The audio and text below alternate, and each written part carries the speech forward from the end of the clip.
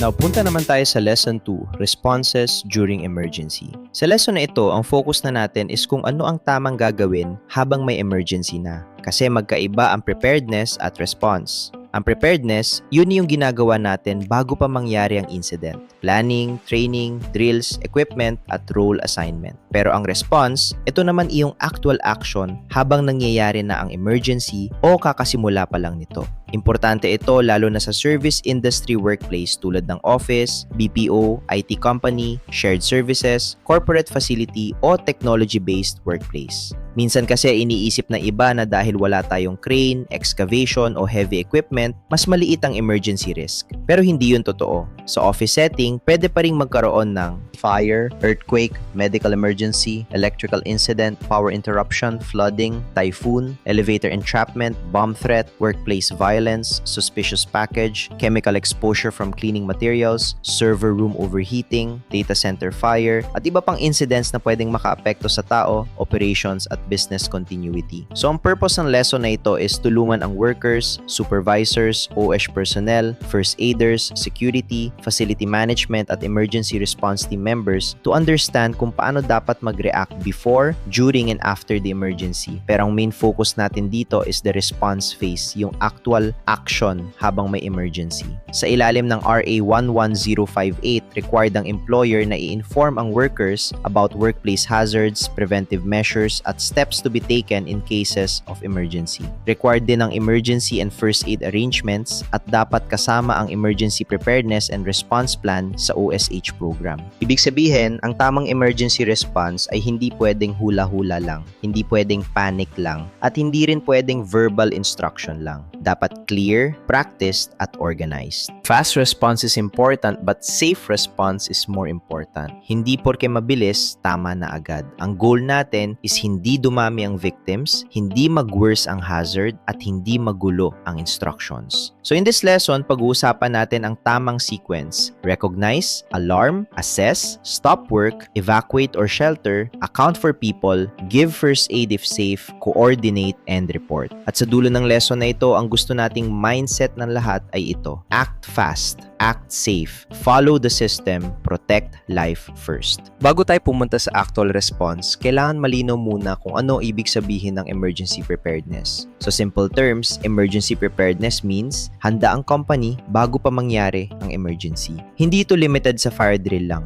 Maraming company ang sanay sa fire drill, pero ang complete emergency preparedness dapat iniisip din ang ibang possible scenarios tulad ng earthquake, medical emergency, power failure, typhoon, flooding, elevator entrapment, workplace violence, bomb threat, chemical exposure, server room incident, at business interruption. So kapag sinabing prepared ang workplace, ibig sabihin may clear procedures, may assigned people, may trained workers, may working alarms, may updated contact numbers, may evacuation routes, may first aid readiness, at may recovery plan after the incident. Kapag hindi prepared ang workplace, anong nangyayari? Nagre-rely sa panic, hula, at last-minute decisions. So ang key message ng slide nito is, emergency preparedness means the company is ready before the emergency happens. At kapag ready ang company before the incident, mas maayos ang response during the incident. Now, para mas organize natin and we understand ang emergency management, usually, hinahati ito sa 4 phases. These are mitigation, preparedness, response, recovery. Importante ito kasi ang emergency management ay hindi lang tungkol sa gagawin habang may incident. May ginagawa tayo before, may ginagawa tayo during, at may ginagawa tayo after the emergency. So ganito ang simple explanation. Mitigation, paano natin babawasan ang risk bago pa ito maging emergency? Preparedness, paano natin ihahanda ang tao, procedures, at equipment? Response, ano ang actual action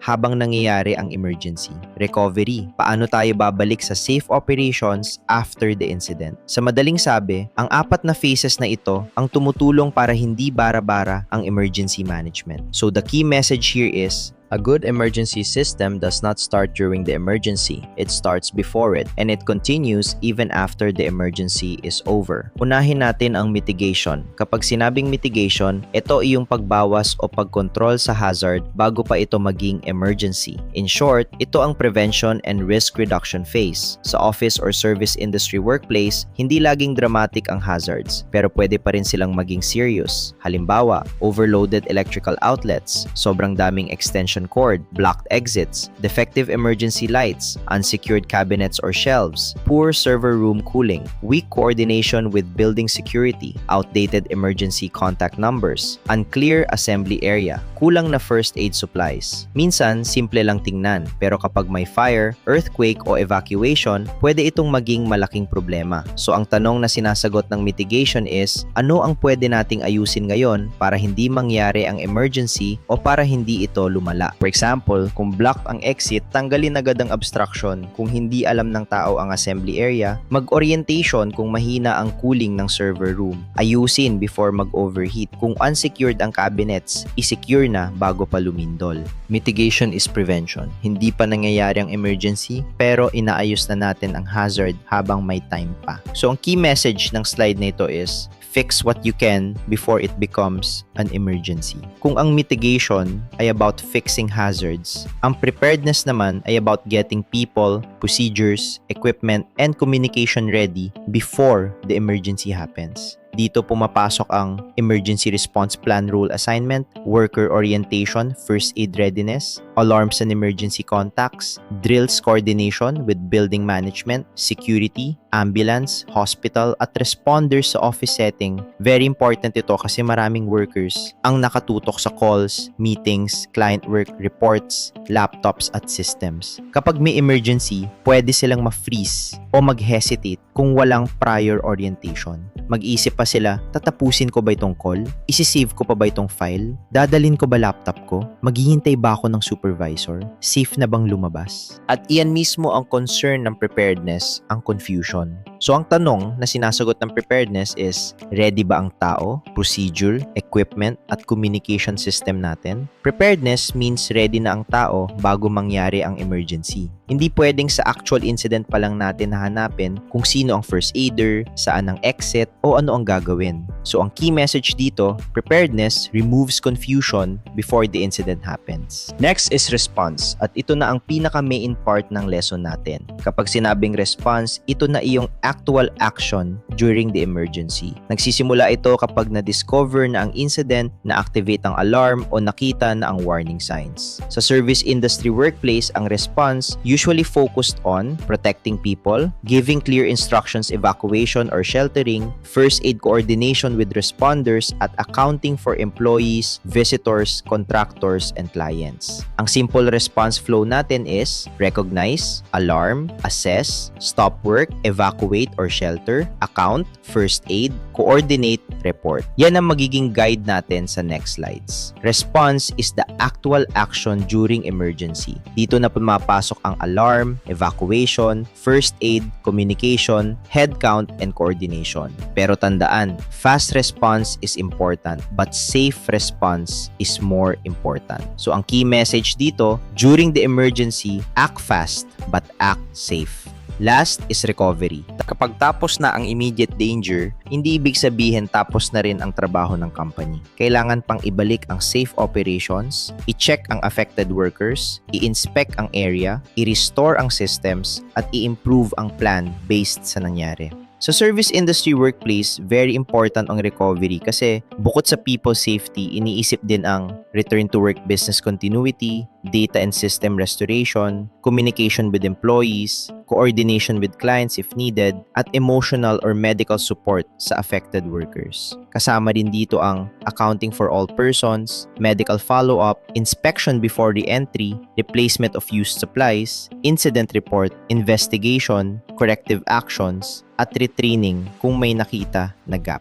So ang key message dito, recovery is not just going back to work. It is going back safely and going back wiser. Now, para mas buong picture, pagsamahin natin ang buong framework na emergency management. Kasi ang totoo, ang emergency preparedness sa service industry ay hindi lang tungkol sa isang drill, isang policy o isang response team. Isa itong complete system na may 4 na magkakaugnay na phases: mitigation, preparedness, response, and recovery. Unahin natin ang mitigation. Ang mitigation is all about reducing risks before they become emergencies. Ibig sabihin, habang wala pang incident, inaayos na natin ang pwedeng magdulot ng danger o mas malaking effect kapag may emergency na. Sa office or corporate setting, pwede itong maging pagtanggal ng blocked exits, pag-aayos ng defective electrical outlets, pag-secure ng cabinets, pag-check ng emergency lights, pag-control ng access, pag-maintain ng housekeeping at pag-maintain ng fire protection systems. So sa madaling salita, mitigation asks, ano ang pwede nating ayusin na yon para hindi na maging emergency later? Next is preparedness. Ito naman ang phase ng paghahanda ng tao, procedures, equipment at communication bago pa mangyari ang incident. Dito pumapasok ang emergency plan, emergency team worker orientation, first aid training, evacuation maps, drills, emergency contact numbers, at coordination with building administration. Sa madaling sabi, preparedness means handa na ba ang tao at system bago pa magkaroon ng actual emergency. Then we go to response. Ito na ang immediate safe action during the emergency. Kapag may nangyari na, dito na pumapasok ang actual movement at actual control. Examples nito: alarm, stop work, evacuate or shelter, account for workers, provide first aid, coordinate with responders at communicate clearly. So response is the phase where the workplace acts quickly but still in a controlled and safe way. Then the last phase is recovery. Ito naman iyong pagbabalik sa safe operations after the emergency. Hindi ibig sabihin na dahil tapos ng alarm, tapos na rin ng work. Kailangan pa rin may follow-up, kasama dito ang medical follow-up, incident investigation, re-entry clearance, equipment restoration, employee support, corrective actions, business continuity, at plan revision. So recovery is really about 2 things: restoring operations and improving the system.